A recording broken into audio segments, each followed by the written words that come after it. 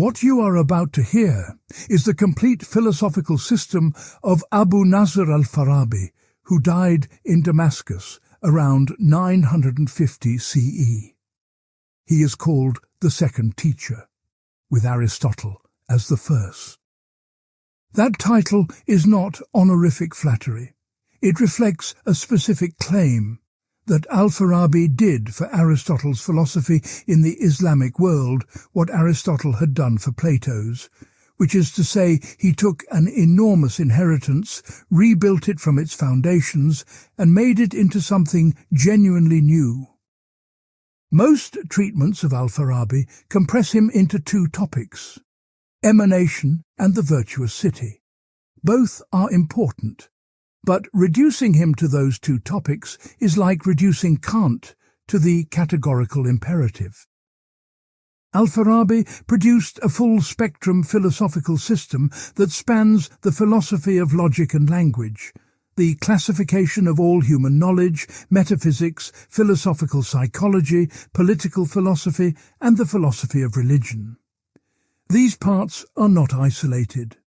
Each one depends on the others in ways that most survey treatments fail to reconstruct. The live controversies in current Farabian scholarship are real and unresolved. They concern whether his metaphysics is genuinely Neoplatonic or strategically so. They concern whether concept formation in his system depends on emanation from above or abstraction from below. They concern whether his entire corpus is divided between public teachings and hidden ones. These are not antiquarian disputes. They bear directly on how you read every major text he wrote. We will work through al-Farabi's system in full, not as a museum piece, but as a set of live philosophical problems that have not been definitively solved. Part 1. The impossible situation al-Farabi was handed. Baghdad in the early 10th century was not simply a city of learning. It was a city where two incompatible intellectual claims were being made simultaneously, and the tension between them was getting worse. The first claim came from the theologians, the Mutakallimun, who held that the Quran was the authoritative source of truth about God, the cosmos, and how human beings should live. The second claim came from the translators and philosophers who had been rendering Aristotle, Plato, Plotinus, and their commentators into Arabic for over a century. These texts claimed that human reason alone, operating through demonstration, could reach truths about all of the same topics. This was not merely an academic conflict. It was a political and theological one, with consequences for who controlled intellectual life and on what grounds. The philosopher al-Kindi had tried an earlier solution. He argued that revelation and philosophy simply agreed with one another, that both led to the same truth by different paths. This sounds generous, but it generates an immediate problem. If both paths lead to the same truths, then either one is redundant, or there must be a principled account of how they relate.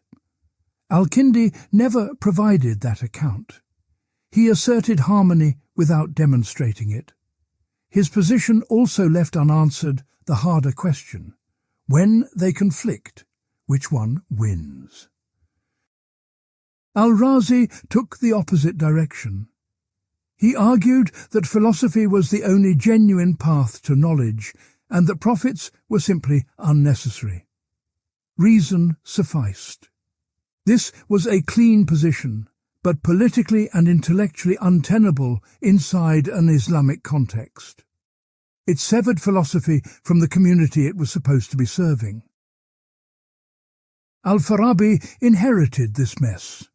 He was a student of Abu Bishamata ibn Yunus, a Nestorian Christian who had been translating Aristotle's logical texts from Syriac into Arabic and who became the main teacher of Aristotelian logic in Baghdad. Matter's own position in the culture was precarious. In 932 CE, a public debate was held before the vizier between Matter and the great Arabic grammarian Abu Sa'id al-Sirafi. Al-Sirafi won decisively, at least in the audience's perception.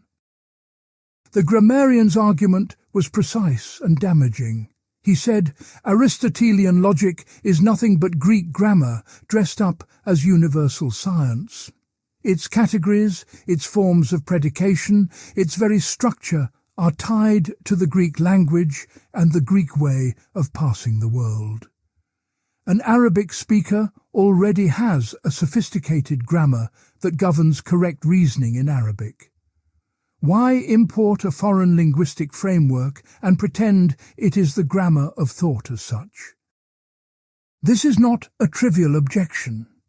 It anticipates what 20th century philosophers of language would call the linguistic relativity problem.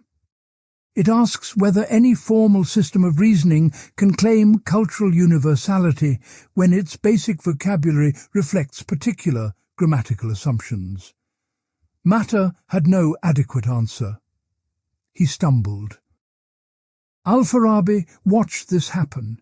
He had been Matter's student, and he took the grammarian's objection with full seriousness. His response to it becomes the foundation of his entire philosophical program, as part 2 of this series will show. But the logic-grammar debate was only one dimension of the impossible situation he faced. There was also the internal problem within the philosophical tradition itself.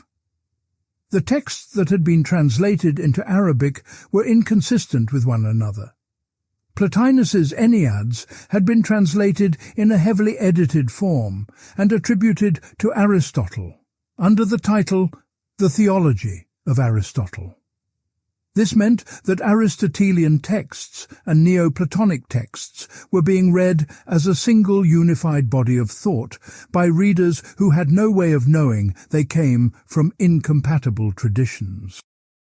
A translator reading both the Metaphysics and the Theology of Aristotle in Baghdad in the 9th century would have encountered what appeared to be a single philosopher saying both that form and matter are the basic principles of physical reality, and that the one emanates all being through a hierarchy of intellects.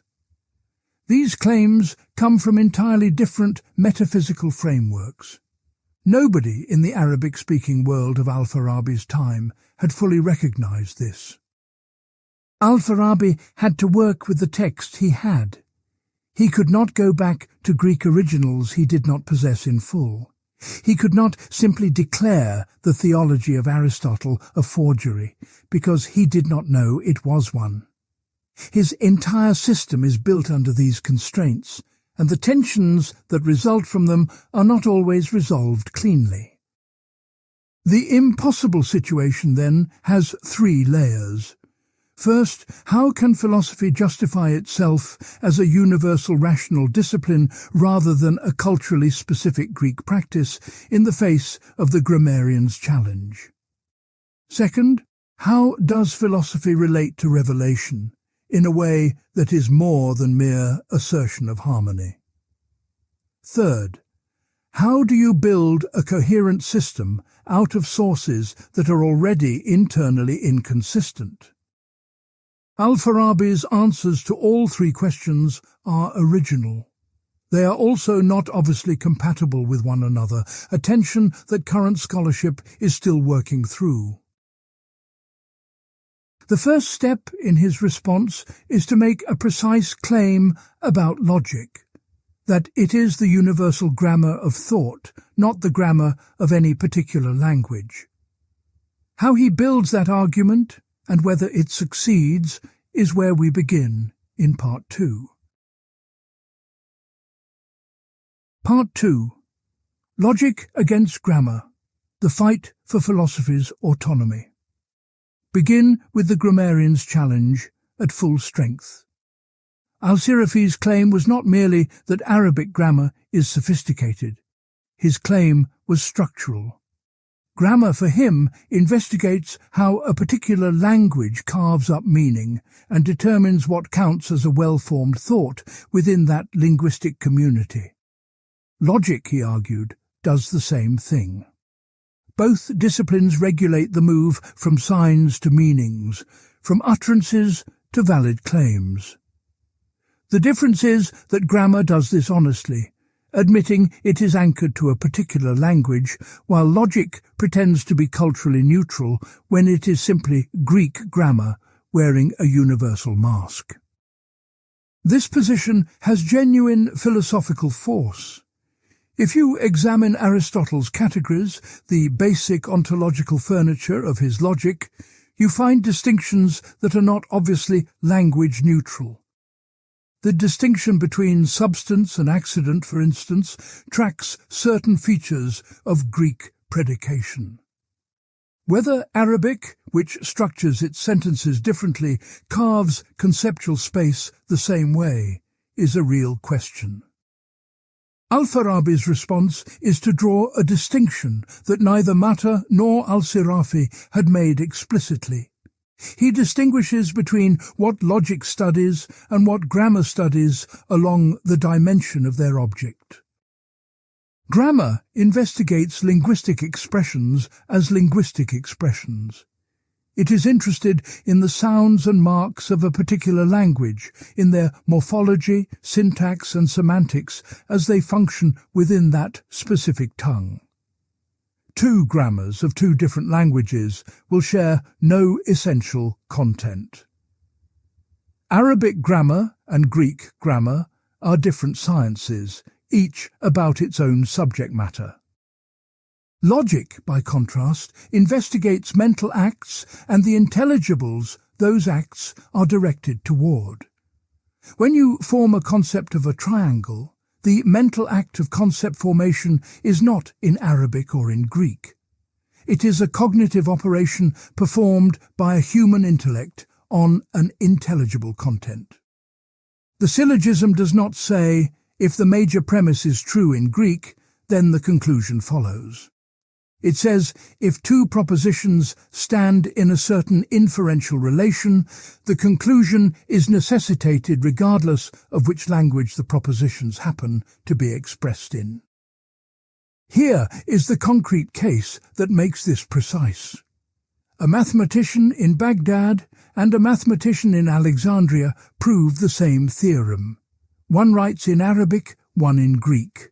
The proof is the same proof. The logical validity does not belong to the Arabic sentences or the Greek ones. It belongs to the inferential structure that both sets of sentences express.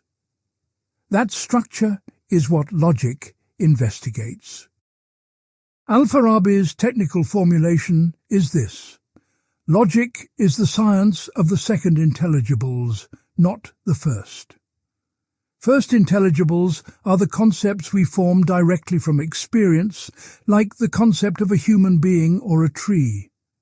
Second intelligibles are the formal properties that first intelligibles can have: being a genus, being a species, being predicable of many things, standing as a major term in a syllogism.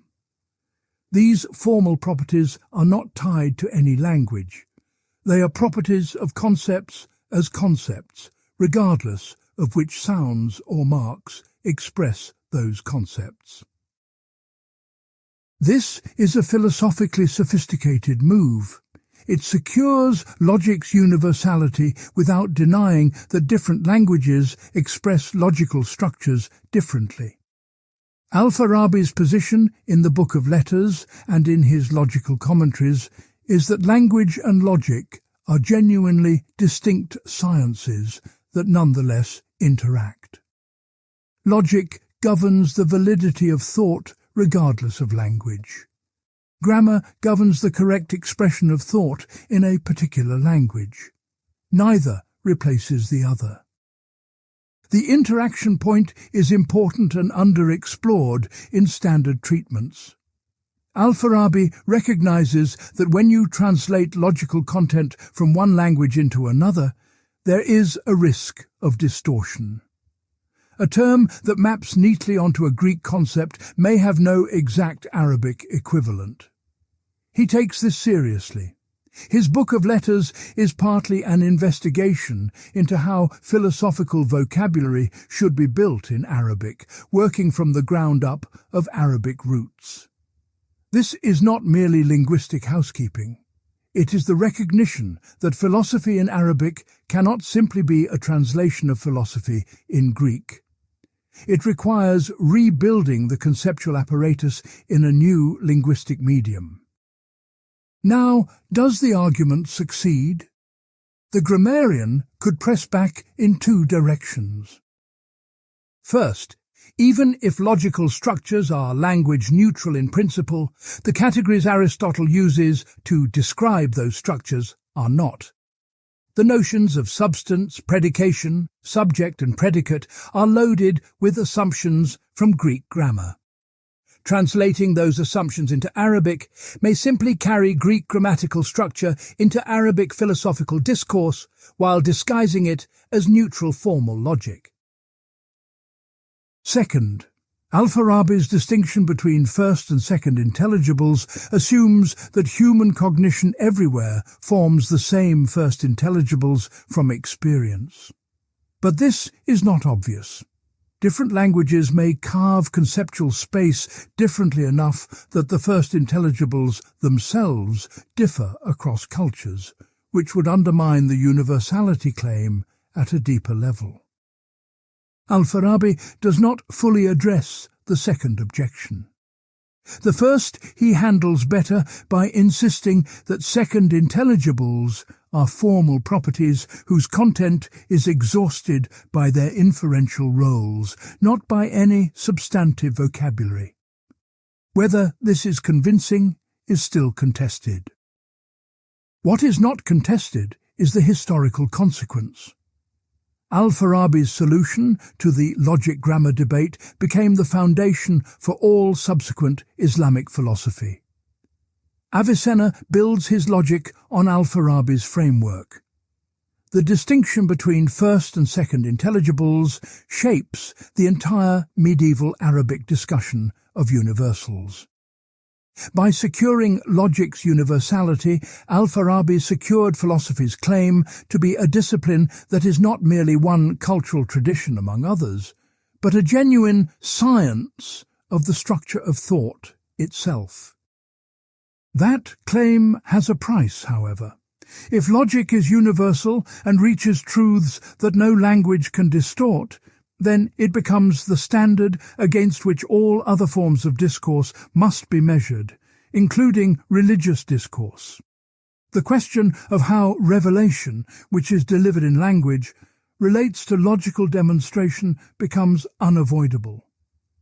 Al-Farabi's answer begins with his classification of all human knowledge, which is where Part 3 turns. Part 3. The classification of sciences. How to organize all of human knowledge. There is a prior question that never gets asked in introductory treatments of al-Farabi. Before you can ask how philosophy relates to religion, you have to ask what the sciences are and how they are ordered. If you do not answer that question first, the relationship between any two disciplines remains ungrounded. Al-Farabi recognized this. His enumeration of the sciences, the Ihsa al-Ulum, translated into Latin by Gerard of Cremona in the 12th century under the title De Scientiis, became the main channel through which medieval European scholars received a systematic account of the disciplines of learning. It shaped the curriculum of medieval universities in ways those universities themselves did not fully recognize. The standard assumption in al-Farabi's intellectual environment, shared by many theologians, was that there are two basic categories of knowledge: the religious sciences and the foreign sciences, meaning Greek philosophy and its descendants. This dichotomy implied that the two bodies of knowledge were separate enterprises governed by different standards. Al-Farabi refuses this framing entirely. His classification is not organized around the origin of a discipline. It is organized around the object a discipline investigates and the method it uses. The enumeration has 5 major divisions. The science of language, which covers grammar, metrics, and the philosophy of linguistic expression. The science of logic, which governs the formal properties of all valid reasoning. The mathematical sciences, which cover arithmetic, geometry, optics, astronomy, music, and the science of weights and mechanics. The natural sciences, including physics and metaphysics.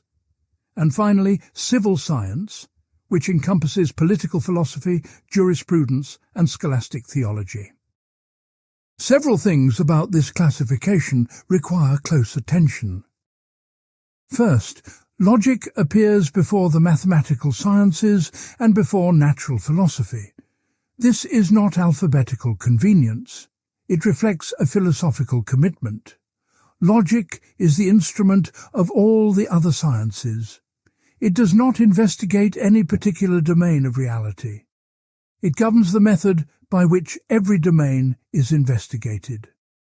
In al-Farabi's framework, you cannot do physics or metaphysics or political philosophy correctly unless you already understand demonstration. Logic is prior to all content. Second, jurisprudence and scholastic theology appear in the last chapter under civil science. This is a deliberate and controversial placement. Fiqh, Islamic jurisprudence, is not a theological science for al-Farabi. It is a practical science concerned with deriving rules for action from foundational principles laid down by the lawgiver. Kalam, scholastic theology, is similarly placed under the political sciences because its function is to defend the foundational opinions of a community, not to reach truth through demonstration. This placement has structural consequences. It means that in al-Farabi's architecture of knowledge, theology is not the queen of the sciences. Metaphysics is. Theology is a derivative discipline that operates within a framework set by political philosophy and above it metaphysics. The implications of this for the philosophy of religion are enormous, and Part 8 returns to them directly. Third, note what is not in the classification.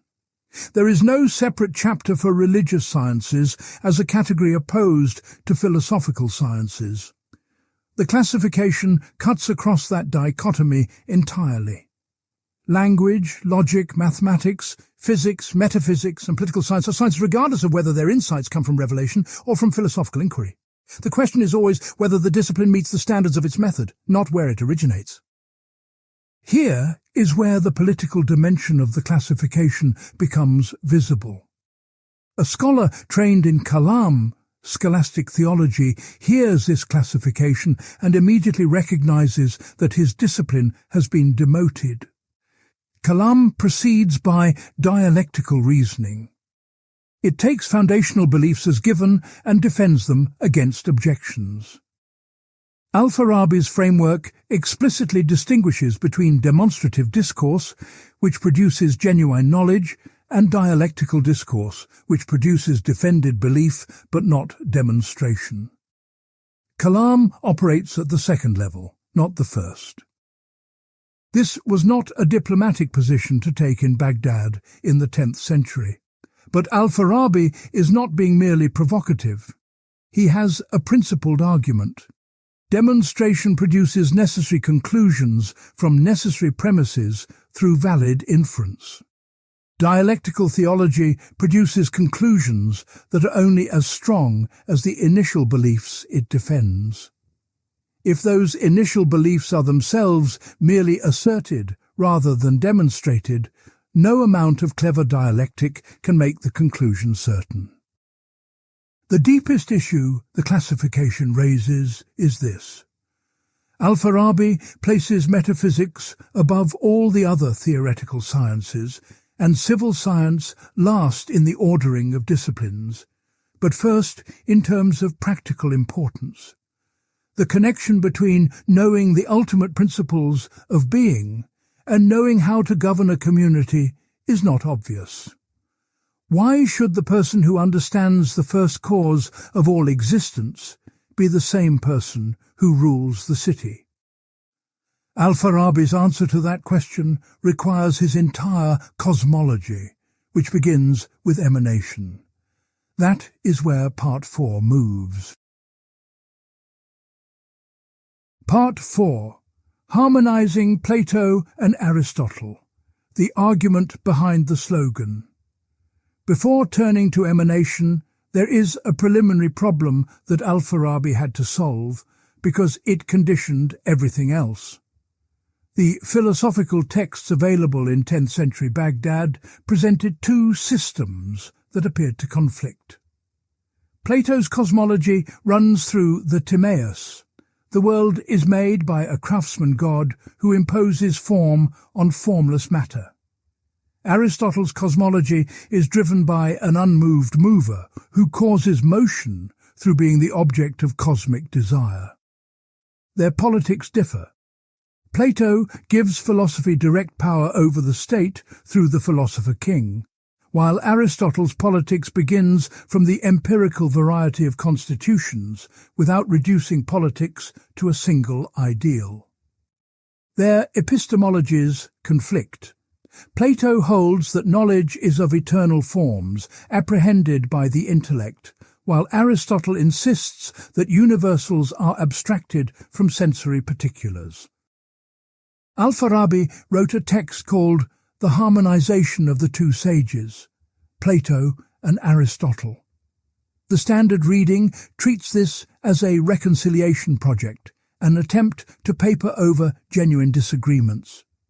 The Straussian reading, which Part 15 examines in detail, treats it as an esoteric text, where the apparent harmonization conceals a deeper commitment to one thinker over the other. But there is a third reading, defended by scholars including Philippe Vaillat, that is philosophically more interesting. Al-Farabi's argument is not that Plato and Aristotle always said the same thing.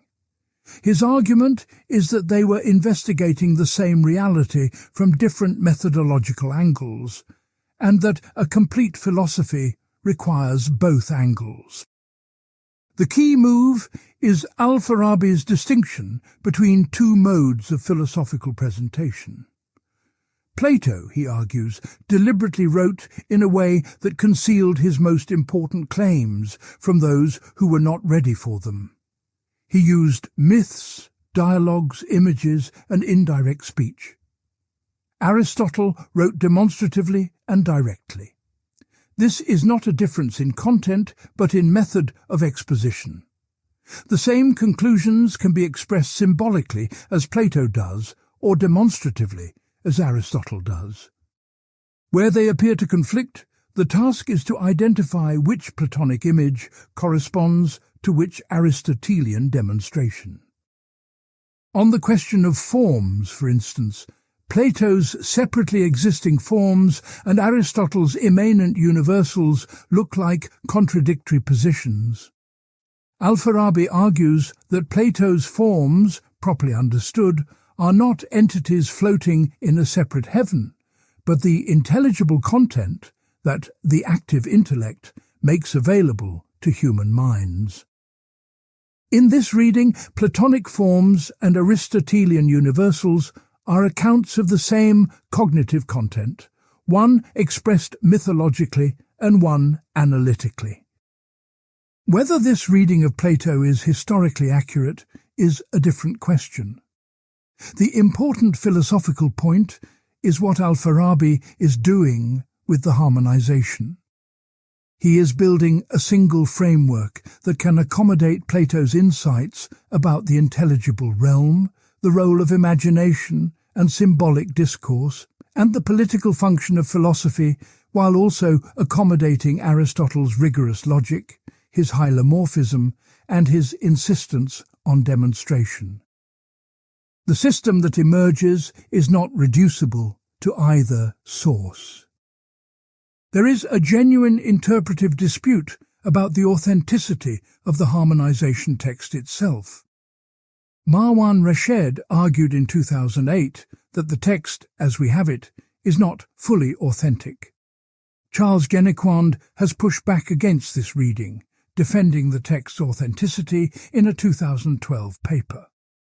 The dispute is not resolved. If Rashed is right, then al-Farabi's harmonization project must be reconstructed primarily from other texts, particularly The Attainment of Happiness and the philosophy of Plato and Aristotle. What those texts show is that al-Farabi always treats Plato and Aristotle as providing different methodological approaches to the same philosophical subject matter. Plato's insight is that philosophy must address the imagination and the passions of citizens who cannot follow demonstrations. Aristotle's insight is that the demonstrative sciences are the gold standard of knowledge. A complete philosophy needs both. That synthesis is the background condition for everything that follows in al-Farabi's system. Now, there is a tension here that al-Farabi never fully resolves. If Aristotle's demonstrative sciences are the standard of genuine knowledge, and Plato's symbolic discourse is valuable primarily for its political function in addressing non-philosophers, then Plato is ultimately subordinate to Aristotle in the epistemological hierarchy. But al-Farabi's cosmology, his account of emanation, and the intellects, is profoundly Neoplatonic. Whether this makes Aristotelianism methodologically prior and Neoplatonism substantively prior, or whether the two are genuinely integrated, is one of the deepest open questions in Farabian scholarship. With that tension in view, we can now turn to the cosmology itself. Part 5. Emanation and the Architecture of Existence. The standard presentation of Neoplatonic emanation describes it as a waterfall. The one overflows and lower levels of being cascade down from it. This image is helpful for introduction and useless for understanding what al-Farabi actually argues. The waterfall metaphor makes emanation sound like a physical process, a leaking of substance from a higher container into a lower one. Al-Farabi's argument is entirely different. Begin with the problem he is trying to solve. Aristotle's unmoved mover in Metaphysics Lambda is described as pure thought-thinking itself. It is eternal, simple, and perfectly actual. It causes motion in the cosmos by being the ultimate object of desire for the outermost celestial sphere. But Aristotle is nearly silent on how the multiplicity of things in the cosmos arises from this single first principle. You cannot get from one eternal self-thinking intellect to a world of extended material, plural things by following Aristotle's own argument closely. Something is missing. The Neoplatonists, working through Plotinus and Proclus, had developed a framework for addressing exactly this gap. From the one, which is absolutely simple and prior even to being and thought, a hierarchy of levels of reality necessarily proceeds. Each lower level comes into being through the contemplative activity of the level above it. This is not a temporal sequence. It is an ontological one. The lower depends on the higher, not in time, but in the structure of being itself. Al-Farabi takes this framework and makes three significant modifications. The first modification concerns the first existent itself. For Plotinus, the one is beyond thought and beyond being. It cannot be described as an intellect because intellect involves a duality between the act of thinking and what is thought. Al-Farabi rejects this. His first existent is not above being and thought. It is being and thought in their most perfect form. Its identity consists in the simultaneous coincidence of act, subject and object in a single intellective event. This brings al-Farabi's first existent closer to Aristotle's self-thinking thought than to Plotinus's one. Whether this is a genuine philosophical improvement or a conflation of two incompatible frameworks is disputed. The second modification concerns the mechanism of emanation. Each level in the hierarchy produces the level below it not by any act of will or decision, but through a necessary consequence of its self-contemplation. When the first existent thinks itself, the second intellect proceeds. When the second intellect thinks the first existent, it produces a third intellect. When it thinks itself, it produces the celestial sphere corresponding to it. This double contemplative act, directed upward at the source and downward at itself, generates both a new intellect and a new sphere. This mechanism of double contemplation runs through 9 levels of intellect, corresponding to 9 celestial spheres from the outermost heaven down to the sphere of the moon. Each pair of intellect and sphere is generated by the double contemplative activity of the level above it. The number is not arbitrary. Al-Farabi ties it explicitly to Ptolemy's astronomical model. The architecture of the cosmos is calibrated to the best available astronomy of his time. The third modification is the most important for understanding the rest of al-Farabi's philosophy. The 10th and last intellect in this hierarchy is the active intellect, in Arabic the aql al-fa'al. The active intellect does not produce another celestial sphere.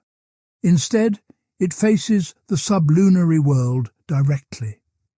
It is the source of the forms that make material things what they are, and it is also the principle that makes human intellectual development possible.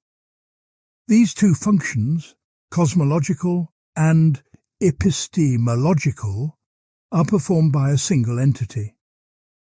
A geologist examining a rock sample in a Baghdad laboratory in the 10th century would, on al-Farabi's account, be in a situation where the very form of the rock, that which makes it this kind of mineral rather than any other, derives ultimately from the active intellect's emanative activity. And the geologist's own act of understanding what kind of rock it is also depends on the active intellect's illuminating function. The same principle is responsible both for what the rock is and for what it is to understand it. This is an elegant unification, but it carries a price. If both the order of nature and the order of human understanding depend on the same external cosmic principle, then the entire fabric of the knowable world and the knowing mind share a common ground that is not itself either a natural thing or a human mind. The active intellect stands between the cosmos and the intellect as the bridge that makes them mutually accessible. The question this raises for epistemology is sharp. When a human being comes to know something, how much of that knowing is achieved by the mind's own cognitive operations, and how much depends on the illuminating action of the active intellect from outside? Is human knowing fundamentally a self-sufficient process that the active intellect merely enables, or is the active intellect an ongoing necessary condition for every act of understanding? Al-Farabi's texts give different answers in different contexts.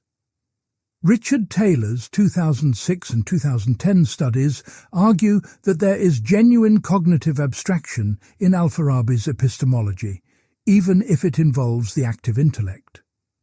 Earlier scholars read him as holding that all concepts arrive by direct emanation from above. This controversy runs directly into Part 8. There is also a cosmological problem al-Farabi never cleanly solves. In his earlier text, The Political Regime, the first existent appears to produce all the subsequent intellects directly. In the later Virtuous City, the scheme is modified to a serial chain in which each intellect produces only the next one. The two accounts are not fully compatible. Damian Janos, in his 2012 study of al-Farabi's cosmology, argues this represents genuine evolution in al-Farabi's thinking, perhaps driven by an argument al-Farabi himself develops in the treatise on the Intellect, which shows that the first must be absolutely simple, and therefore cannot directly produce multiple things. If Janos is right, the cosmology in the Virtuous City supersedes the political regime, which matters for how you read the architecture of existence in al-Farabi's mature system. With the cosmological hierarchy in place, we can now ask what it means for the human soul. Part 6. The Soul's Faculties, from Nutrition to Intellection. Al-Farabi's account of the soul does not begin with a definition and proceed downward to examples. It begins with matter and form, established through the cosmological framework of Part 5, and works its way upward to the intellect through a strict hierarchy of capacities. The soul, for al-Farabi, following Aristotle's On the Soul, is the form or actualization of a natural body that potentially has life. This means the soul is not a substance in its own right that happens to reside in a body.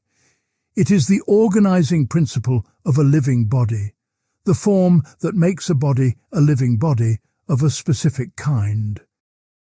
The hierarchy of faculties runs from the most basic to the most complex.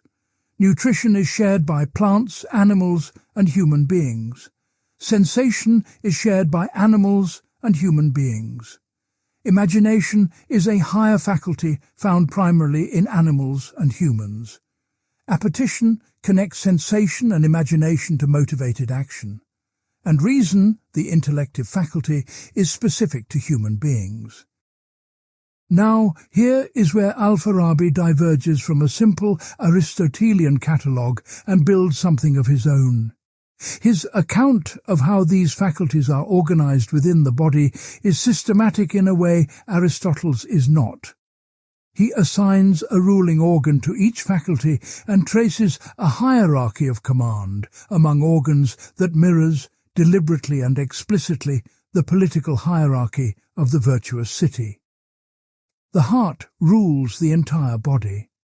The brain is a secondary ruling organ subordinate to the heart. All other organs are subordinate to the brain. The parallel between the human organism, the cosmic hierarchy, and the political order is not decorative for al-Farabi.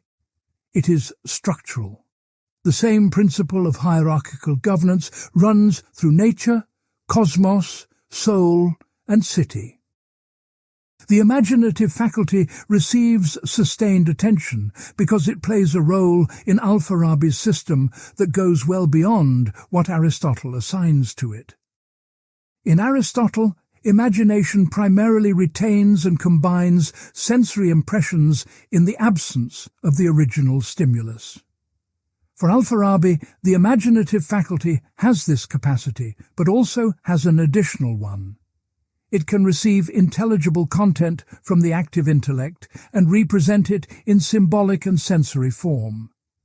A dream in which you see a bird taking flight and then correctly interpret it as a symbol of the soul's ascent to intellectual perfection is not purely a cognitive event.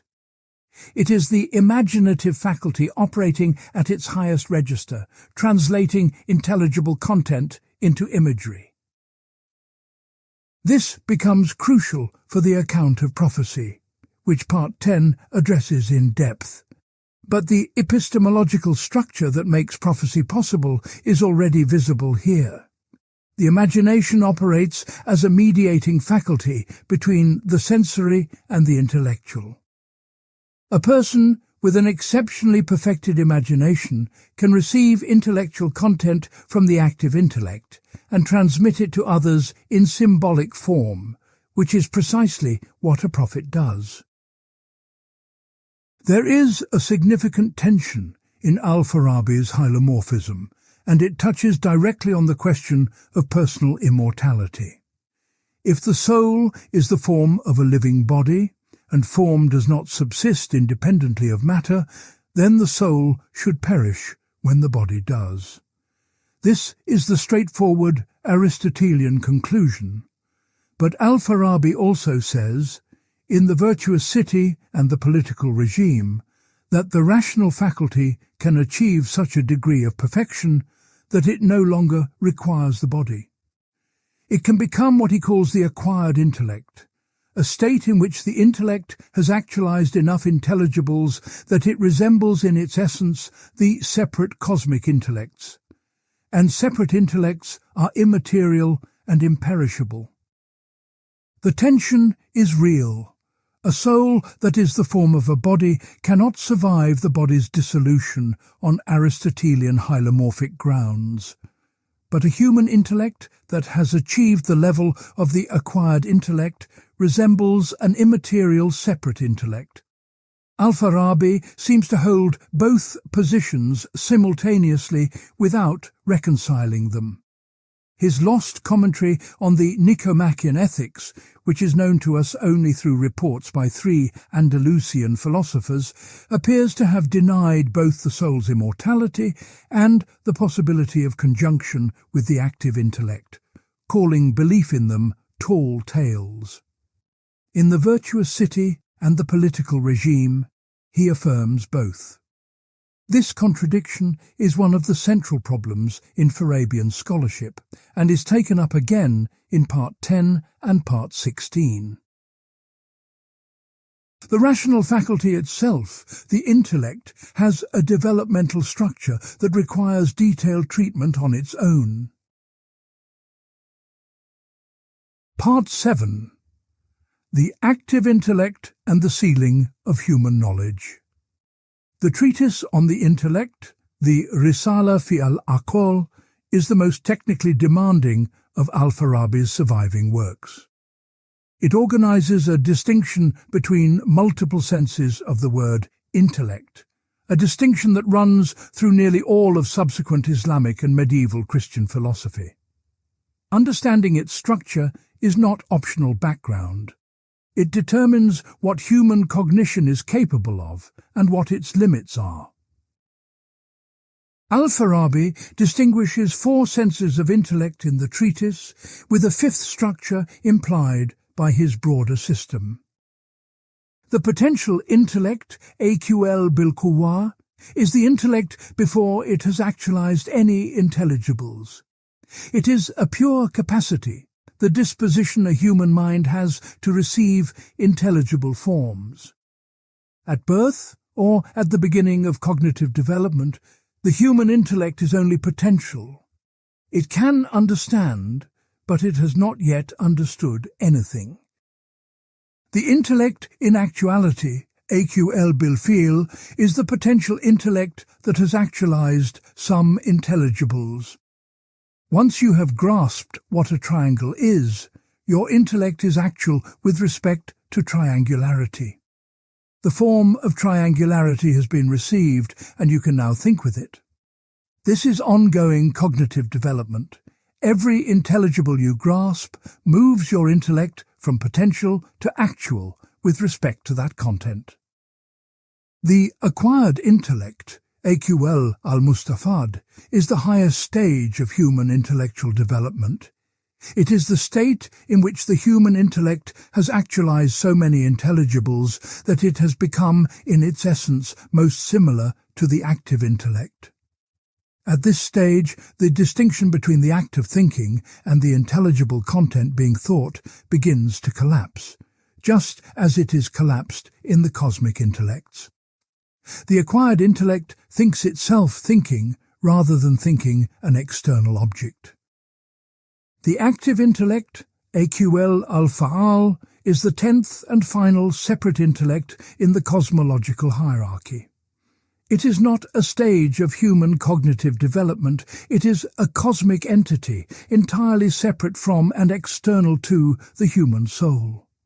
Its relation to human cognition is that of an agent to a patient. It actualizes human potential intellects, just as light actualizes the potential visibility of objects. The Aristotelian analogy of the sun and vision is the background here, and al-Farabi deploys it explicitly. Now, here is the philosophical problem that this structure generates. Consider a student of philosophy in 10th century Baghdad who has spent 20 years reading and demonstrating mathematical and physical truths. She has actualized hundreds of intelligibles. Her intellect, by al-Farabi's account, is progressively approaching the condition of the acquired intellect. The active intellect has been illuminating her potential intellect all along, enabling each new actualization. At what point does her cognitive activity become identical with the active intellect's illuminating activity? At what point does the agent of illumination and the recipient of illumination converge? Al-Farabi's answer is that they approach convergence but do not fully merge during embodied life. Conjunction, itisal, with the active intellect is the highest cognitive achievement available to a human being. It is also described as ultimate happiness in several texts. The philosopher who achieves this state has reached the ceiling of what human cognition can attain while still in a body. But here is where the abstraction versus emanation debate of Part 8 becomes directly relevant. If the human intellect arrives at intelligibles through its own abstractive operations on sensory data, then the movement from potential to acquired intellect is primarily an achievement of the human mind itself, with the active intellect playing an enabling but not a delivering role. If, on the other hand, intelligibles are directly transmitted to the human intellect by the active intellect from above, then human cognitive achievement is less a construction than a reception. The difference matters for how much epistemic credit the human intellect can take for what it knows. There is a second problem generated by the structure of the intellect doctrine. Al-Farabi distinguishes, in his account of the potential intellect, between the faculty itself and the first principles of understanding that the potential intellect possesses even before it begins learning. These first principles, the axioms of logic and mathematics that no demonstration can establish because they are the preconditions of demonstration, must themselves come from somewhere. Al-Farabi's answer is that they're directly given by the active intellect to every human mind as its basic cognitive endowment. This is not a claim about learning. It is a claim about the ontological condition of human rationality. The very capacity to reason at all depends on a prior donation from a cosmic principle external to the human mind. This has an unresolved consequence for the status of philosophical knowledge. If the first principles of all demonstration are donated from outside the human mind, and if conjunction with the active intellect is the highest cognitive achievement, then the philosopher's knowledge, at both its beginning and its culmination, depends on a cosmic entity that is not itself a human mind. Philosophy is not fully autonomous. Its foundations and its ceiling both reach outside the human epistemic situation. For al-Farabi, this is not a problem.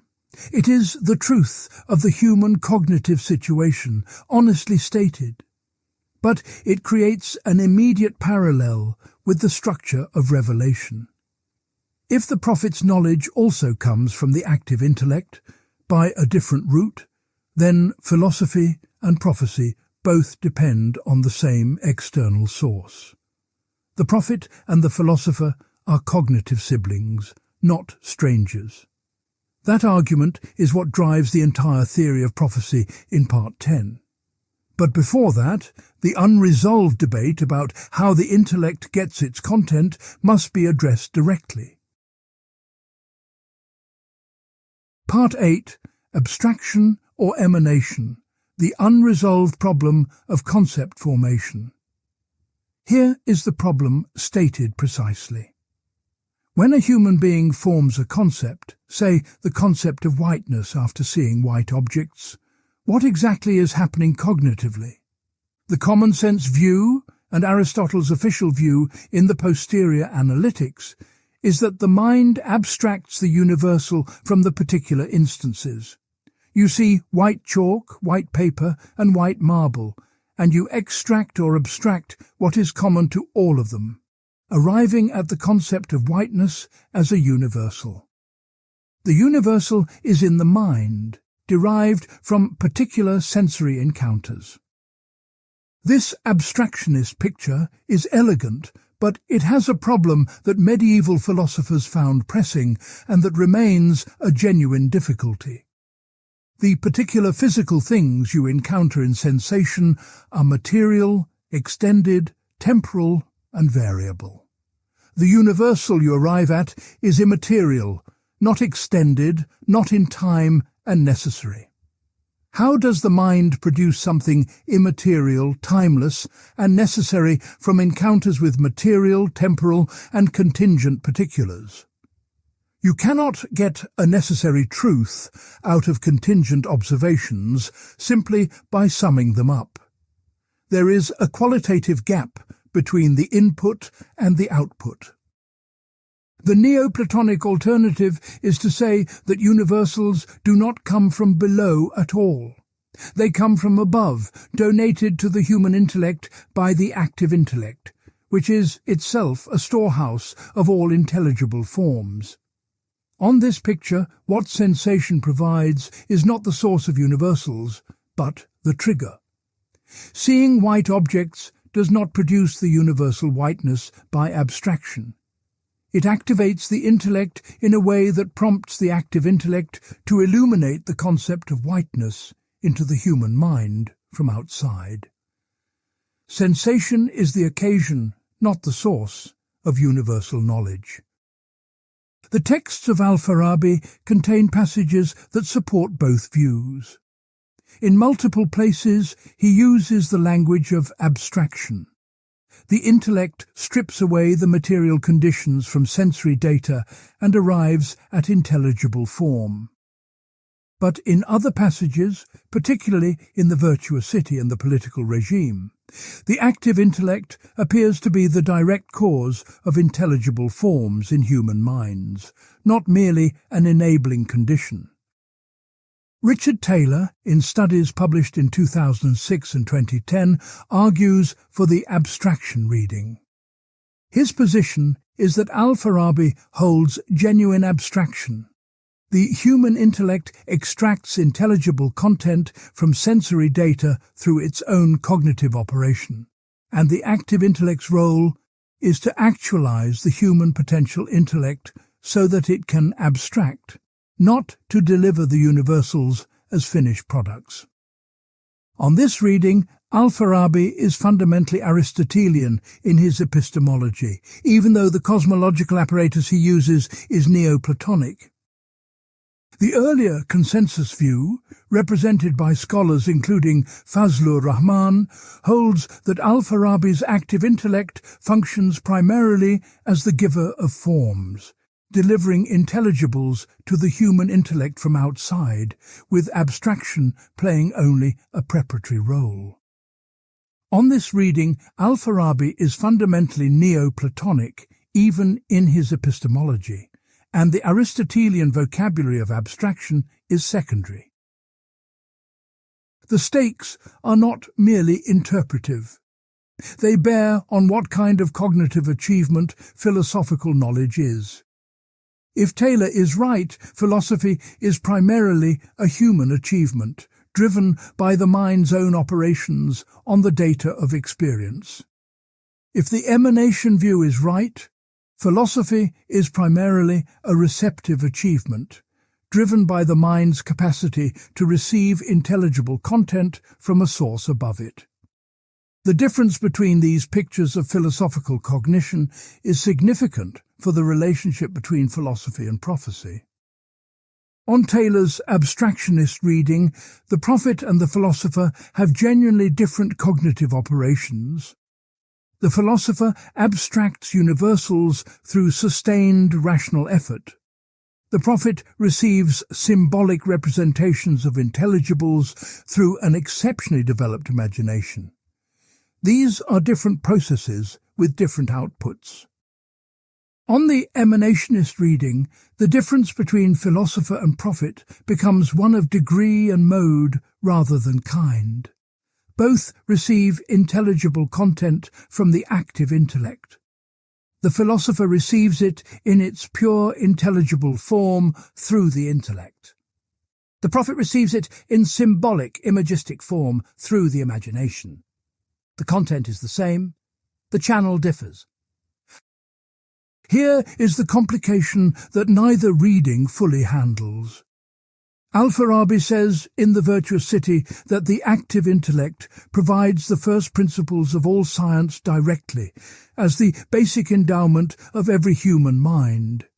This is clearly a gift from above, not an abstraction from below. But he also says that theoretical scientific knowledge is built up through demonstrative reasoning from those first principles. So even if the abstractionist reading is right for empirical concepts, it may not be right for the foundational principles of logic and mathematics. These appear to be donated, and what is built on them is constructed. The epistemology may require both operations working at different levels, with the conflict between Taylor's reading and the emanationist reading being less a contradiction than a failure to distinguish which level is under discussion. This is the most defensible current position, but it has not been explicitly argued out in the literature in this form. It remains an open area. What is clear is that the concept formation problem does not have a clean solution in al-Farabi's texts as they stand. The tension between the Aristotelian and Neoplatonic dimensions of his epistemology shows up here at its sharpest. It is also the place where the coherence of his entire system is most at risk. If the accounts of abstraction and emanation cannot be integrated, then the joint running of Aristotelian logic and Neoplatonic cosmology through the same philosophical apparatus begins to fracture. That fracture becomes fully visible when we turn to how al-Farabi accounts for prophecy and the relationship between philosophical demonstration and religious imagination. Part 9. The Hierarchy of Discourse, Demonstration, Dialectic, Rhetoric, and Poetry. The core tension in al-Farabi's epistemology is this. Demonstration produces the only form of knowledge that is actually certain. But the vast majority of human beings are not capable of following demonstrations. This is not a failure of effort. It is a consequence of the natural distribution of cognitive endowments. Some people have intellects that can apprehend first principles with certainty and follow chains of valid inference from them to necessary conclusions. Most people do not, and no amount of education will change this at the population level. This generates a genuine political problem.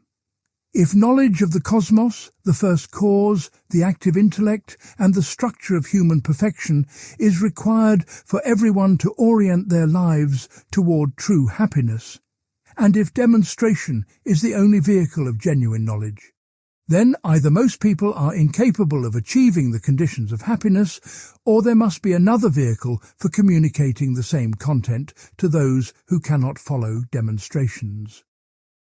Al-Farabi's solution is built on a hierarchy of discourse that directly parallels the hierarchy of cognitive faculties. His classification of the parts of logic includes not just the demonstrative syllogism, but also dialectical argument, rhetoric, and poetry. This is not a mere catalogue.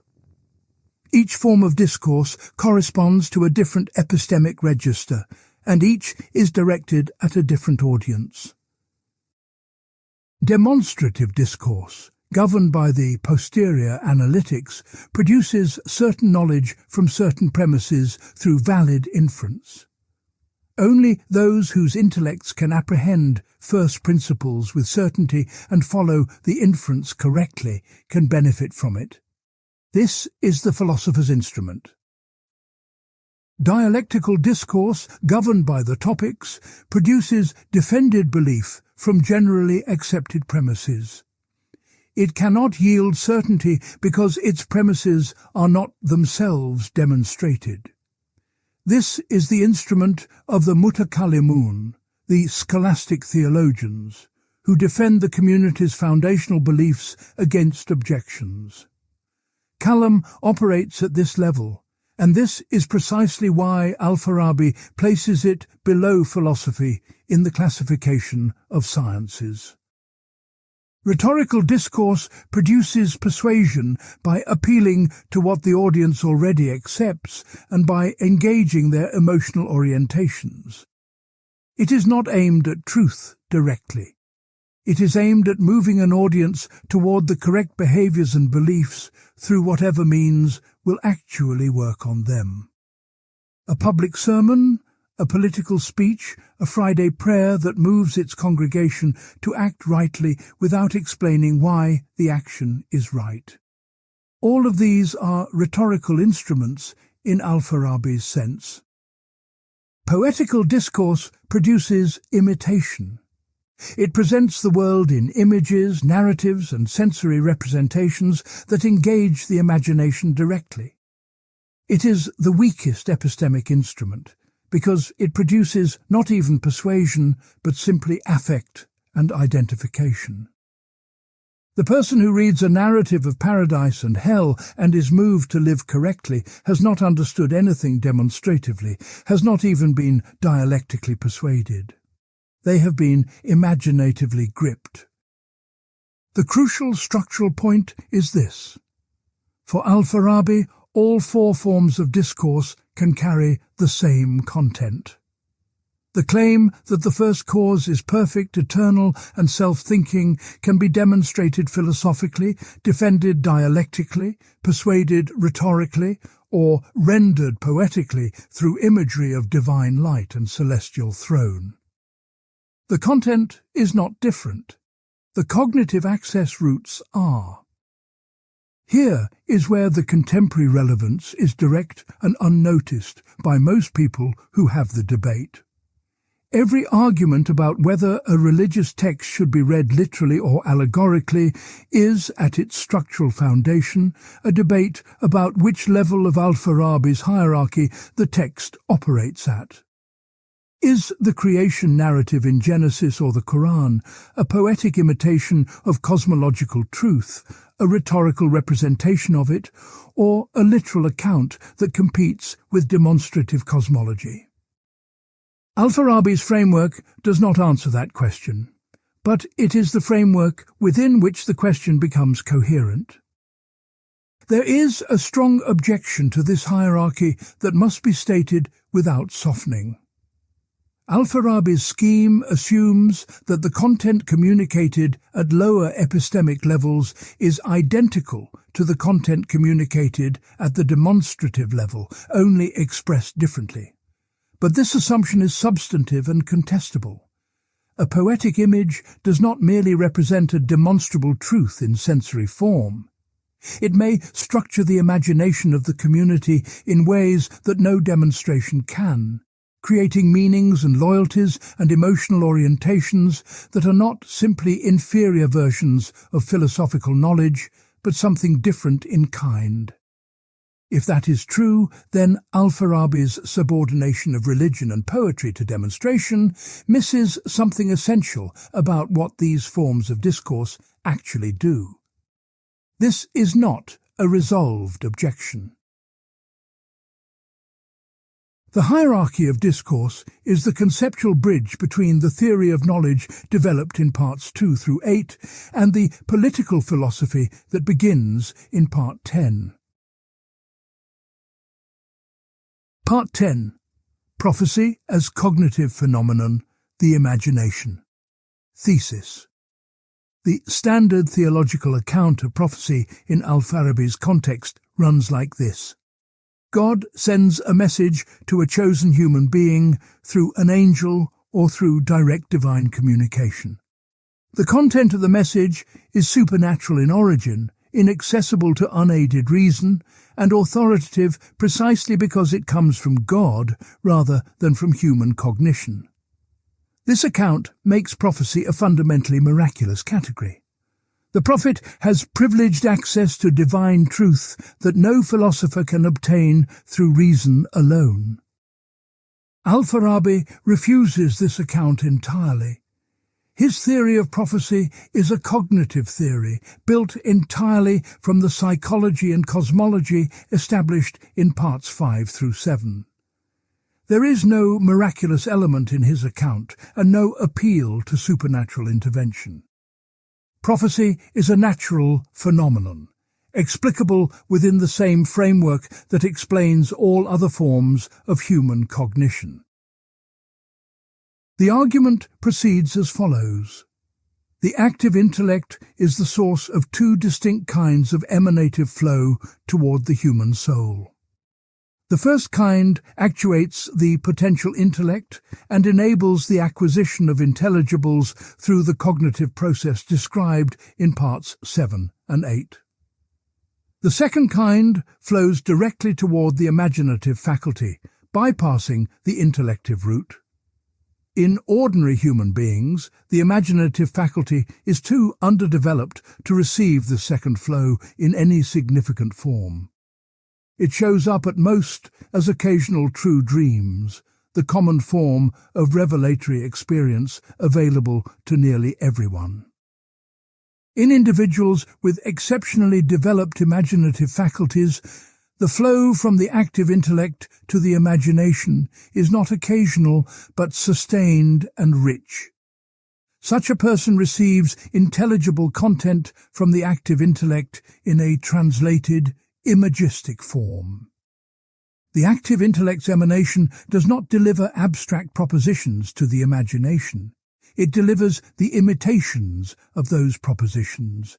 Images, narratives, symbolic scenes, voices, figures of light, commands.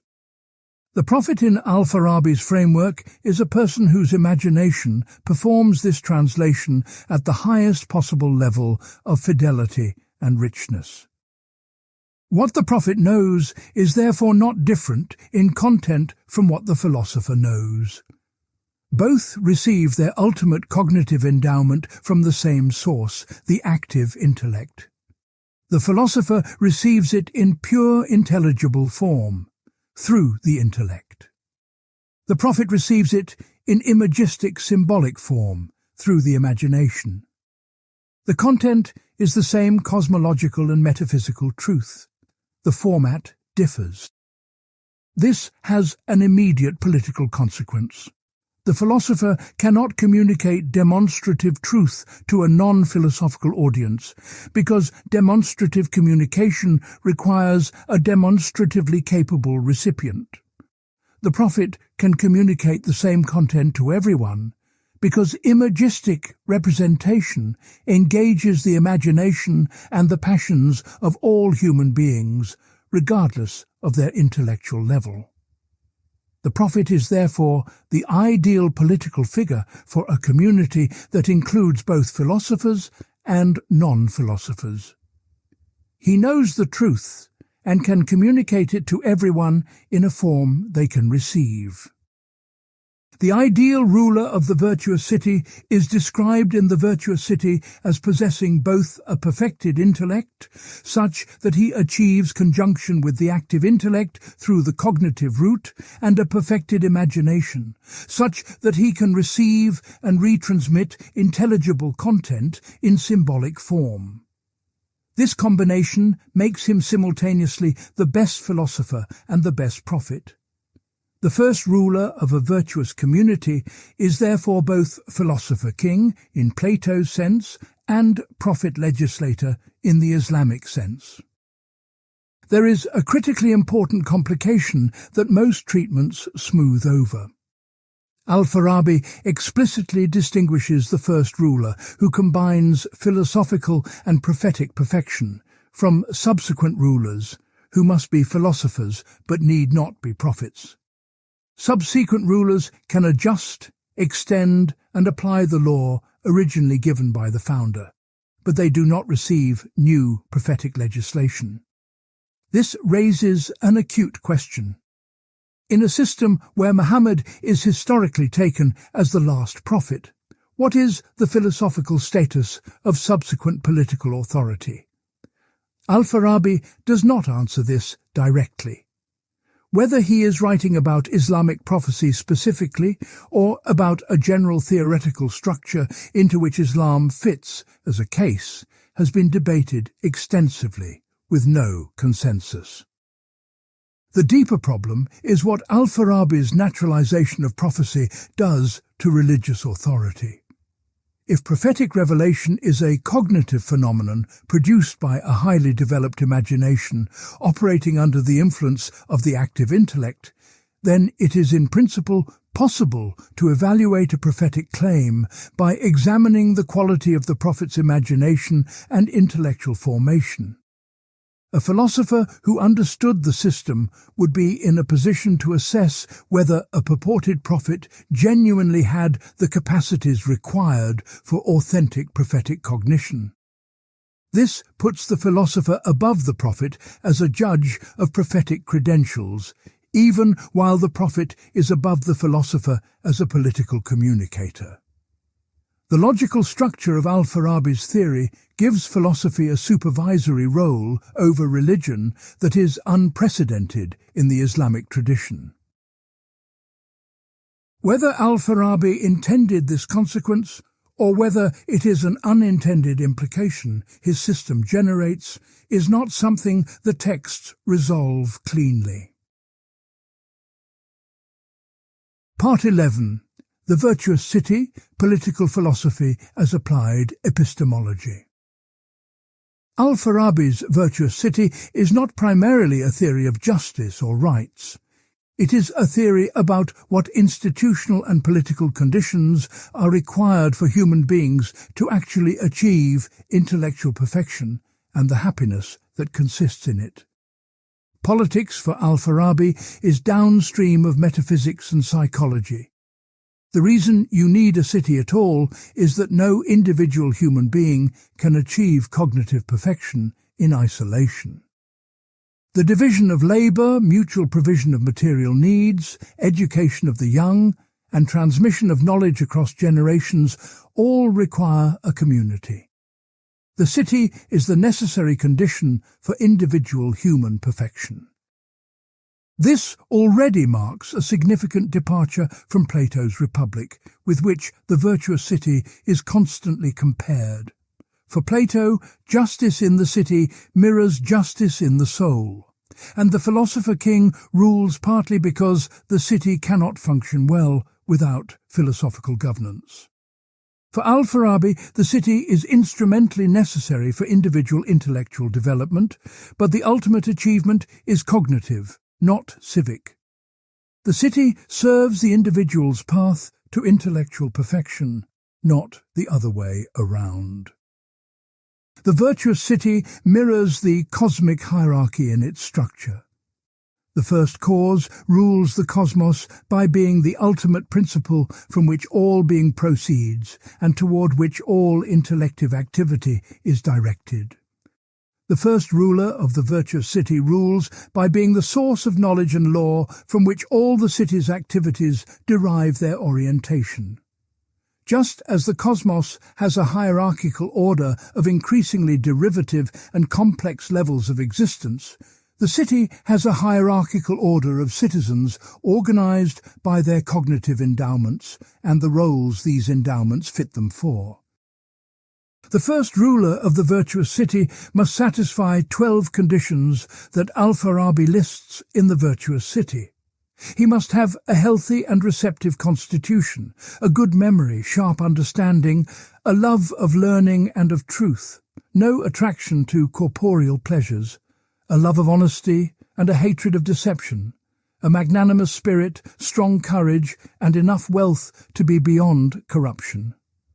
Above all, he must have a perfected intellect that achieves conjunction with the active intellect. No single human being is likely to possess all 12 qualities simultaneously. If such a person does not exist, al-Farabi stipulates that rulership falls to the best available combination of these qualities distributed across several people working in concert.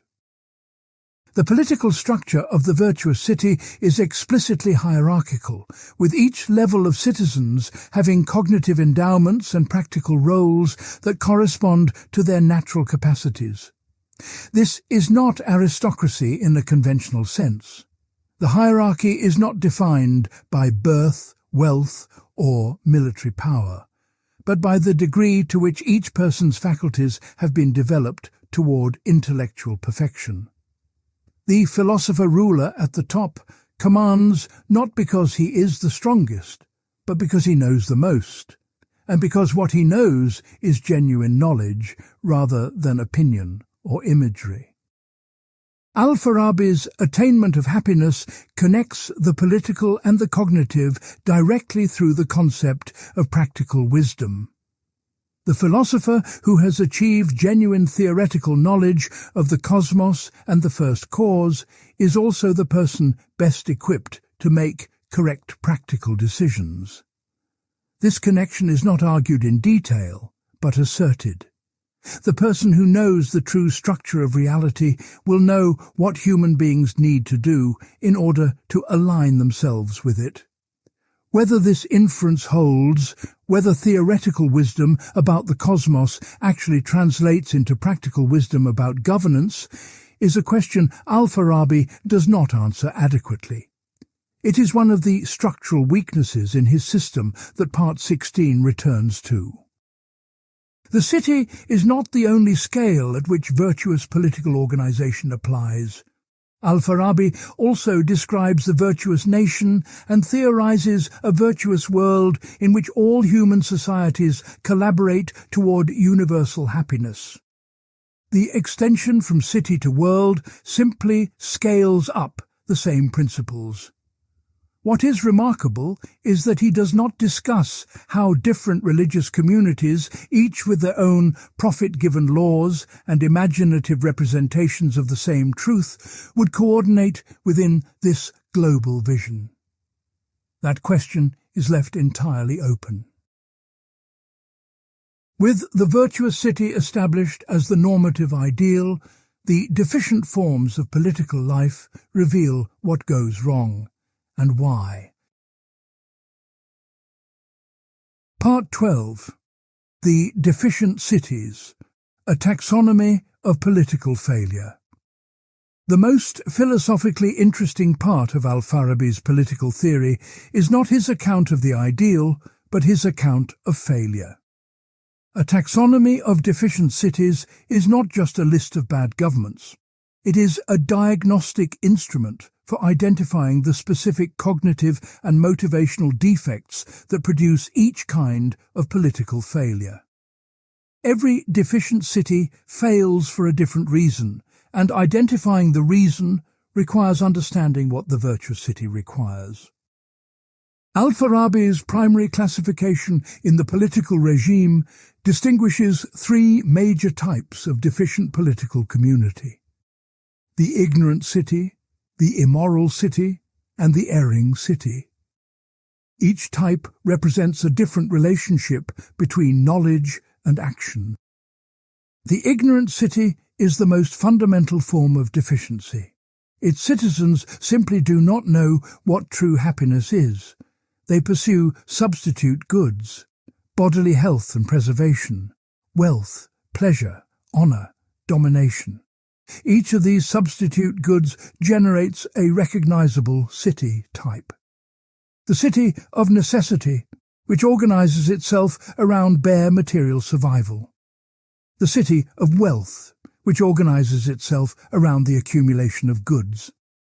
The city of depravity, organized around bodily pleasure. The timocratic city, organized around honor. The despotic city, organized around conquest and domination. And the democratic city, which is the most complex case and deserves separate attention.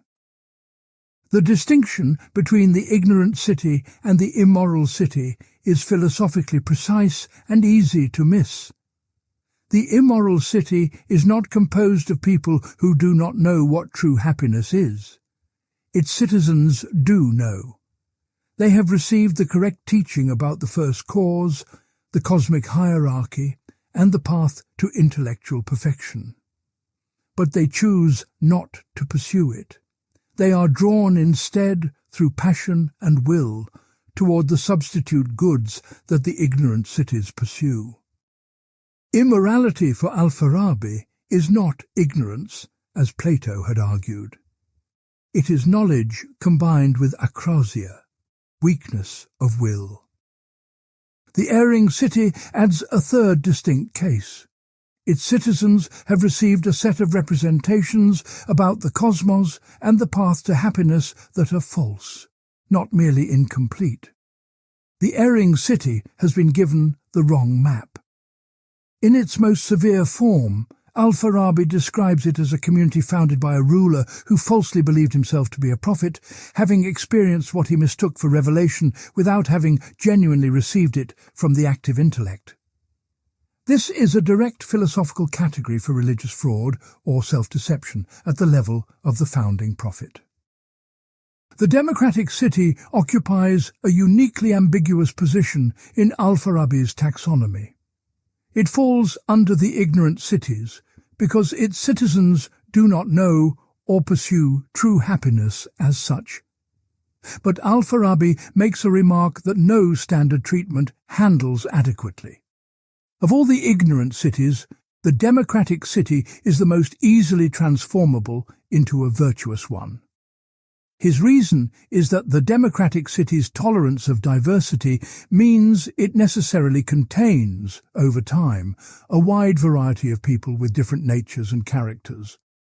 Among this diversity, philosophers can exist without being threatened. The virtuous can live in the democratic city as a community within the community, practicing philosophy without persecution, until conditions are right for political transformation. This generates what scholars have called the transition problem. If the democratic city eventually turns against would-be virtuous rulers, deposing or killing them, as al-Farabi explicitly notes, how does the transition from democratic to virtuous city actually occur?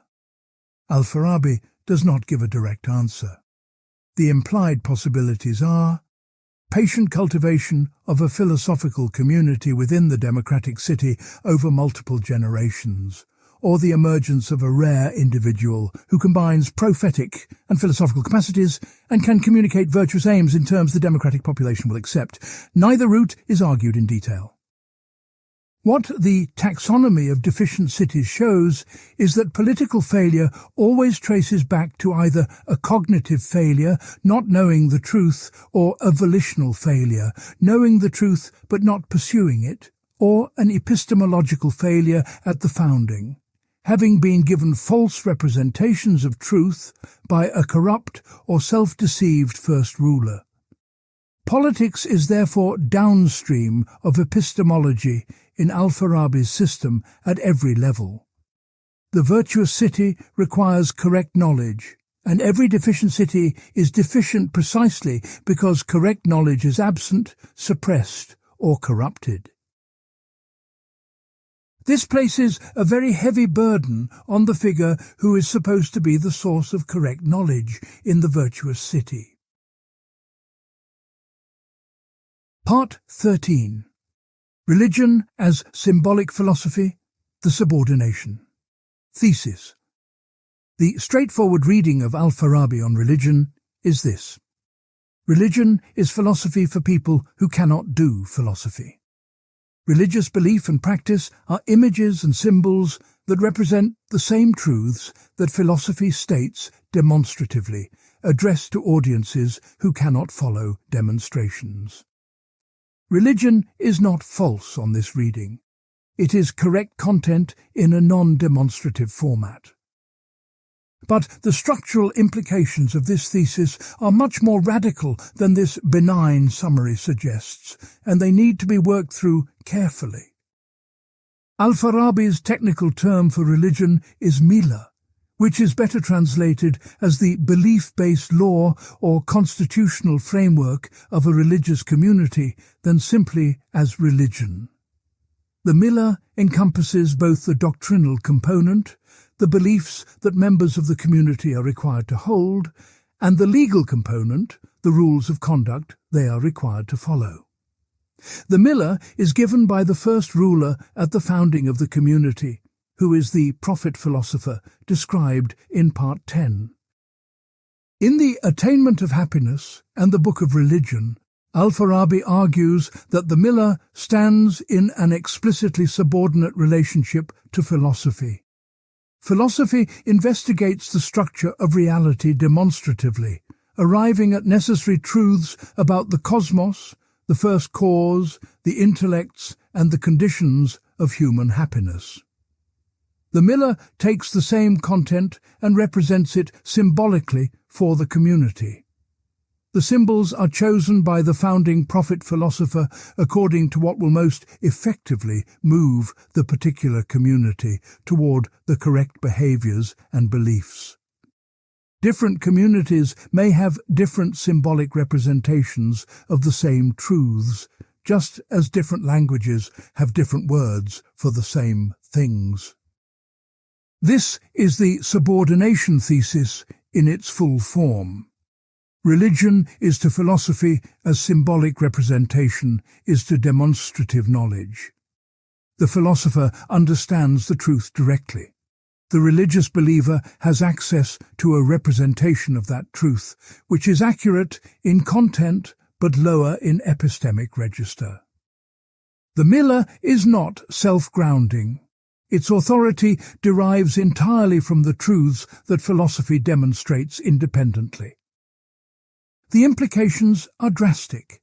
If the mila's authority derives from philosophy, then the philosopher is in principle the judge of whether any particular religious formulation is an accurate symbolic representation of truth or a distortion of it.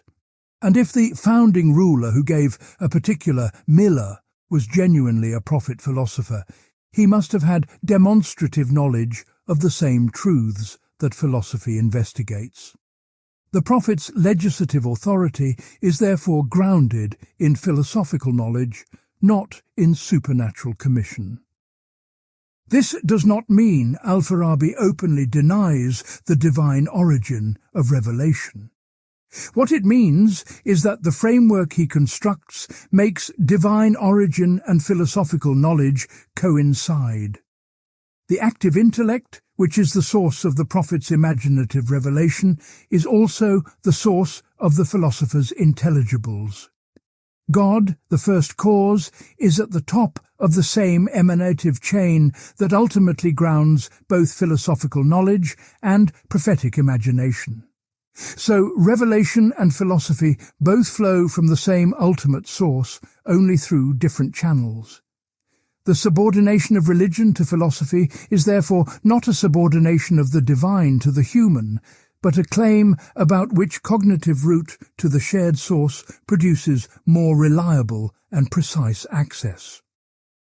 Whether this is genuinely coherent, or whether it effectively dissolves the distinctiveness of religious authority, is the central question the subordination thesis raises. Nadia Gurman, in her 2021 SEP entry on al-Farabi's philosophy of society and religion, argues that al-Farabi genuinely intends the mila as a necessary and irreplaceable instrument of governance, not merely a concession to cognitive weakness. The philosopher needs the imaginative symbolic translation of truth into law and community in order to bring a city into existence at all. Demonstrative knowledge alone cannot found a community, because it cannot address the imaginations and passions that govern most human motivational lives. On this reading, the subordination of religion to philosophy does not mean religion is dispensable. It means religion has an indispensable function that philosophy cannot itself perform. The tension between these two readings, religion as mere inferior substitute versus religion as indispensable political instrument, has not been resolved in the literature. Part 14. Happiness, the City, and the Problem of the Isolated Philosopher. The structural goal of al-Farabi's entire philosophy is happiness, Sa'ada. Everything else is instrumental to that. But there is a fracture at the centre of his account of happiness that his system does not heal, and understanding it is essential to understanding why the tensions of Part 16 cannot be resolved. In one set of texts, particularly the selected aphorisms, al-Farabi says that happiness is achieved when the intellect separates from the body by reaching the level of the acquired intellect. This separation can occur during life if the philosopher achieves a sufficient degree of intellectual perfection. The philosopher who has actualized enough intelligibles that his intellect no longer depends on sensory input or imagination for its activity is already, in a sense, in the afterlife.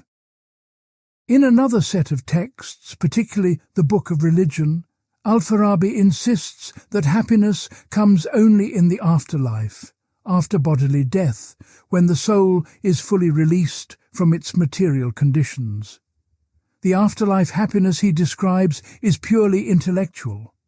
The soul contemplates intelligibles without bodily interference, joining the company of other perfected intellects whose souls have already separated. The more intelligibles a person has actualized during life, the richer their afterlife intellectual activity will be. This account makes happiness fundamentally post-mortem and grades it along a continuous scale. These two accounts are not obviously compatible. The first makes happiness achievable within embodied life for the philosopher who achieves the acquired intellect. The second defers the full achievement of happiness to the afterlife for everyone. Nadia Gurman notes this tension in the Seppi entry without resolving it. The most plausible interpretive position is that al-Farabi holds a weaker and a stronger sense of happiness. A qualified happiness achievable in embodied life through intellectual perfection, and an unqualified happiness achievable only in disembodied afterlife. But this requires attributing to him a distinction he does not always make explicit. Now, here is the problem the city generates. Al-Farabi has argued that no individual can achieve happiness without the city, because the city is the necessary condition for the division of labour, education, and transmission of knowledge that intellectual perfection requires. The philosopher needs the city to become a philosopher. But once the philosopher has achieved the level of the acquired intellect, and no longer requires sensory or imagistic content for intellectual activity, what is her relationship to the city? The city that produced her is now, strictly speaking, unnecessary for her further intellectual development. The city has also used her. Al-Farabi is clear that the philosopher who achieves intellectual perfection has a political obligation to serve as ruler, teacher, or advisor to the city that enabled her development. The virtuous city requires that those who know the truth are responsible for communicating it to those who do not. The philosopher cannot simply retire into private intellectual perfection and leave the community without guidance. This is the political dimension of the attainment of happiness. Philosophy without civic engagement is not yet fully virtuous philosophy. But there is a second scenario that al-Farabi entertains: the philosopher who achieves perfection in a city that does not recognize or employ her. In a democratic city, in an immoral city, in an erring city, the philosopher may exist without political influence. She may be suppressed, ignored, or killed. What happens to her happiness in this case? Al-Farabi's answer appears to be that the philosopher achieves individual happiness regardless of her political situation, because intellectual perfection is the achievement of the intellect in conjunction with the active intellect, and that conjunction does not require civic recognition. The political and the epistemic come apart at the individual level. This has a consequence that al-Farabi does not fully work through.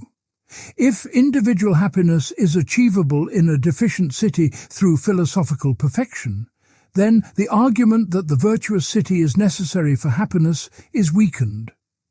The city was necessary for developing philosophical capacity. But once developed, the philosopher no longer depends on the city for the activity that constitutes happiness.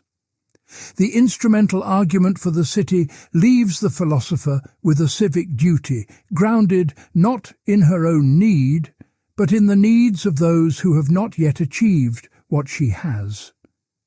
Her political obligation is therefore an ethical one, rather than a self-interested one. Whether that is a sufficiently strong ground for political obligation in al-Farabi's framework is not argued out. This brings the living fracture in al-Farabi's system into full view. Is the ultimate aim of his philosophy the perfection of the individual intellect or the perfection of the community? The texts support both readings, and the two are not fully compatible. Part 15. The Straussian reading, Esotericism and its critics. In the mid-20th century, Leo Strauss and his student Muhsin Mahdi proposed a reading of al-Farabi that restructured how the entire corpus is interpreted. Their central claim is that al-Farabi writes on two levels simultaneously. There is an exoteric level, addressed to the general educated public, which accommodates religious sensibilities, speaks of the soul's immortality and conjunction with the active intellect, and frames philosophy as compatible with Islamic belief. There is an esoteric level addressed to the philosophically trained, which contradicts the exoteric level at several crucial points. The primary textual evidence for this reading is the lost commentary on the Nicomachean Ethics. Three Andalusian philosophers, Ibn Bajjah, Ibn Tufayl, and Averroes, independently report that in this lost text al-Farabi denied the soul's immortality and the possibility of conjunction with the active intellect, calling belief in them tall tales. These claims directly contradict the virtuous city and the political regime, where both immortality and conjunction are affirmed as the supreme achievement of human existence. If the Andalusian reports are accurate, then al-Farabi produced works that explicitly deny what his most prominent cosmological treatises affirm. The Straussian reading explains this by holding that the metaphysical and cosmological framework of the virtuous city, with its emanationist hierarchy, its account of the active intellect, and its theory of the soul's survival, is exoteric. It is a philosophically sophisticated symbolic representation of truth, designed for a broad audience that cannot survive without the consolations of religious cosmology. The esoteric position, expressed in the commentary on Aristotle, is that there is no personal immortality, no post-mortem intellectual life, no conjunction with a separate cosmic intellect. There is only the life of the intellect in the body, which ends at death. On this reading, al-Farabi's political philosophy is the primary concern, and the metaphysics is in service of it. The philosopher king governs not because he has achieved conjunction with the active intellect, but because he has the cognitive and practical capacities required for good governance. The cosmological apparatus is the legitimating imagery that the prophet-philosopher uses to ground his authority in the community's imagination. Even the prophet-philosopher himself, on this reading, may not literally believe the cosmology he deploys. Butterworth's 2011 and 2013 papers represent the most recent sustained defense of this reading. He argues that al-Farabi's political philosophy can be read coherently without any reference to political theology, that the goal is the best organization of human political life without dependence on any claims about the divine or the cosmos. The cosmology is, in Butterworth's reading, a rhetorical scaffold. The opposing position is held by scholars including Dimitri Gutas, Thérèse Androuard, Philippe Vallat, and Damien Janos. Their argument proceeds at multiple levels. First, the esotericism hypothesis depends primarily on the lost commentary, reported through a chain of intermediaries centuries later by philosophers who had their own philosophical agendas. Averroes in particular has a strong motivation to read al-Farabi as denying immortality, since Averroes himself denies it. The reports may be accurate, or they may be projections of later philosophical positions back onto al-Farabi. Chaim Meir-Neria's 2013 discovery and publication of two newly identified quotations from this lost commentary does not definitively resolve the dispute, but the quotations do not clearly support the denial of immortality in the way Averroes claimed. Second, the cosmology of the virtuous city and the political regime is not a free-floating rhetorical appendage that can be detached from the political philosophy without loss. Damien Janos's 2012 study shows that the cosmological account genuinely grounds the political one. The structure of the virtuous city mirrors the emanative hierarchy, not as decorative analogy, but as structural necessity. The ruler's authority, the distribution of cognitive roles, the account of happiness, the theory of prophecy, all depend on the cosmological framework being taken as genuinely true, rather than strategically deployed. Third, Philippe Vallat's 2019 paper argues that al-Farabi does practice esotericism in a more limited sense, concealing the most radical implications of his views from audiences who are not ready for them, but that this is not the same as maintaining a private philosophical position that contradicts his public one.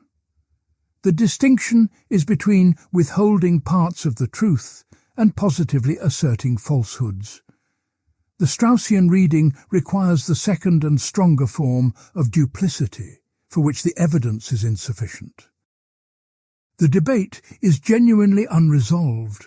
The problem is methodological as much as textual.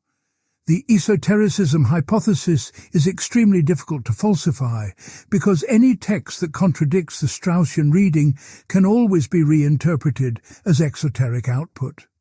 The hypothesis tends toward a form of confirmation that is immune to disconfirmation, which is a structural weakness in the interpretive method.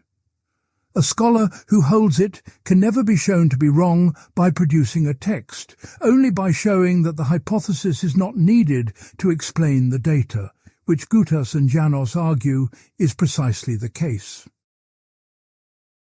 Whether al-Farabi was a hidden Aristotelian atheist who used cosmological imagery as political rhetoric, or a genuinely committed Neoplatonist philosopher who took the active intellect and the emanative hierarchy as real components of the universe, changes every major conclusion one draws from his work.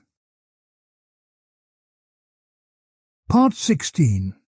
The tensions al-Farabi never resolved. A system as ambitious as al-Farabi's generates tensions in proportion to its scope. The tensions described here are not the sort that additional argument would dissolve. They are structural fissures that run through the entire architecture, and recognizing them is necessary for understanding both what al-Farabi achieved and where his program reaches its genuine limits. The first and deepest tension is between the Aristotelian and Neoplatonic dimensions of his thought.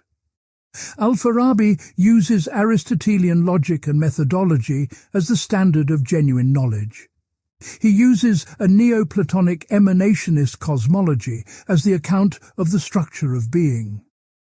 The problem is that these two frameworks make different and not easily compatible assumptions about how the human mind relates to reality. For the Aristotelian, the mind comes to know reality through abstraction, from particulars upward to universals. For the Neoplatonist, the mind participates in a cosmic intelligible order that partially illuminates or even constitutes it from above. As Part 8 showed, al-Farabi's texts support both pictures at different moments, and no single account integrates them into a coherent whole. The second tension is between the individual and the community as the primary unit of philosophical concern. Al-Farabi's political philosophy argues that the city is necessary for human perfection. His psychology argues that perfection is the individual intellect's achievement of conjunction with the active intellect. These two claims can coexist instrumentally. The city is needed to get the individual to the point of achieving conjunction. But once conjunction is achieved, the two come apart. The individual philosopher's happiness does not depend on the city continuing to function virtuously. Her obligation to the city is ethical, not self-interested. And al-Farabi never grounds that ethical obligation demonstratively. He asserts it, but the argument from his own premises does not compel it. The third tension is between the universality of philosophical truth and the particularity of prophetic legislation. Al-Farabi holds that different religious communities can have different symbolic representations of the same philosophical truths, tailored to their particular cultural contexts by their founding prophet legislators. This implies that no particular religious law is uniquely correct. Any well-crafted miller that accurately represents the philosophical truth in symbols adapted to its community is as valid as any other. The universalism of the philosophical content and the particularism of the symbolic formulation sit uneasily together. Al-Farabi does not explain how the philosopher recognizes which representations are accurate and which are distorted when she encounters a religious law from a community not her own. The standards for evaluating symbolic accuracy across religious traditions are not provided. The fourth tension is the most politically dangerous and, in al-Farabi's context, the most carefully handled. His account of the hierarchy of discourse places demonstrative philosophy above all other forms of knowledge, including religious knowledge. The philosopher is in principle the judge of whether any religious formulation is an accurate representation of truth. This gives philosophy a supervisory role over religion that no orthodox Islamic intellectual in the 10th century could accept openly. Al-Farabi never states this consequence directly. Whether this is careful rhetorical management, genuine esotericism, or simply a failure to follow his own argument to its conclusion, is the question that the Straussian debate has been arguing about for 70 years without resolution. The fifth tension, rarely discussed in surveys, concerns the relationship between happiness and justice. Al-Farabi's account of the virtuous city distributes roles according to natural cognitive endowments. Those with the greatest intellectual capacity are assigned to the highest roles and receive the fullest opportunity for intellectual development. Those with lesser endowments are assigned to lower roles and pursue lower forms of happiness proportional to what their natures permit. This is not obviously unjust by al-Farabi's own standards, since the distribution follows nature. But it means that the system of graded afterlife happiness described in the Virtuous City generates permanent and ineradicable inequality in the ultimate achievement available to different human beings, an inequality determined by natural endowment rather than effort or virtue. Whether this consequence is acceptable, and what it does to al-Farabi's claim that the Virtuous City is directed toward the happiness of all its citizens, is not argued out. Al-Farabi's lasting achievement is not the resolution of these tensions. It is having put them on the table with sufficient precision that they have driven 1,000 years of philosophical argument. The questions he raised about the relationship between reason and revelation, between political order and individual perfection, between the universality of philosophical method and the particularity of religious tradition, are not historical curiosities. They structure debates that are still unresolved in political philosophy, philosophy of religion, and cognitive science today. The person who inherits these questions from al-Farabi does not inherit answers. She inherits a set of precisely formulated problems, which is a more durable gift.